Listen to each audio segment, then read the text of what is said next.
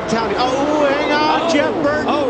Burton up into Hornish. He's going to come back up. And now the big one. There it is. 7, 8, 9 cars involved, many which were running inside the top 10. That's the whole field, isn't it? That's the whole field. And look at that. Nowhere to go. And these guys were trying to avoid the two coming back up on the racetrack, and the first group that saw them check up, and everybody runs in behind them. That is massive right there. That's incredible. I don't think I've seen a wreck like that at Daytona. That's a long time since I've seen that many cars in a wreck. There was a Busch race or a nationwide race down here in turns 3 and 4, and they piled up about 30 of them down there one time. These cars, that was wicked. Mark Martin got a piece of the action. You see Tony Stewart. Yeah. Saw Reed Sorensen driving through. Wow. And like Kyle said, watch the 2 car. Everybody's expecting the 2 car to come back up the racetrack because that's what happens. When you get in the grass, you're coming back. And he just goes diving down here after he gets clobbered by the 31. On the 83, okay, this started already behind, but the 83 got turned. But they see that going on in front of them, and they're all jockeying for position to avoid that. And it's that chain reaction accident. You know what I mean? Look at the cars, man. There's a lot of cars in that accident. Menard did a great job. He got up on the high side and kind of got around them. But these guys, all these cars have damage here. You see the first group when you don't pay attention to what the 2 cars doing. Watch everybody behind them because this is where the wreck. Well, see what happened. The 83 checked up, the 12 checked up, and it looked like Montoya got into the back of somebody. And but there's nothing you can do about it. I mean, it's just like you said, it's a chain reaction.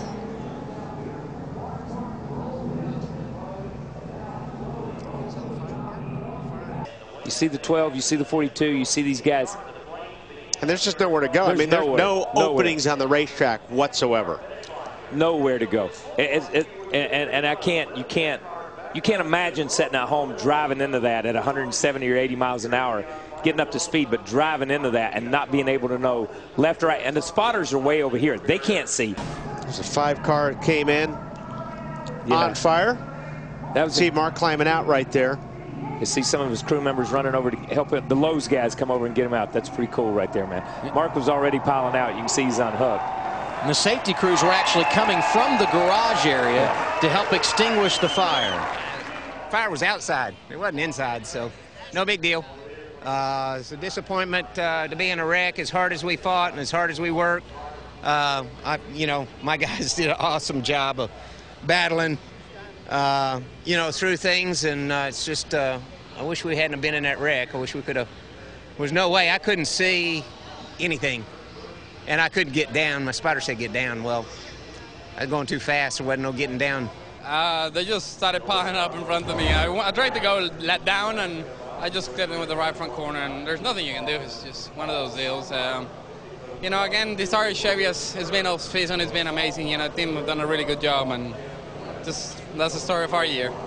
I saw the 12 and the 83 sideways in front of me, and I couldn't tell you what else happened. I just know I got pile drived. I saw the 48 sideways and myself sideways and up on 2 wheels. Just right place, wrong time like usual for me.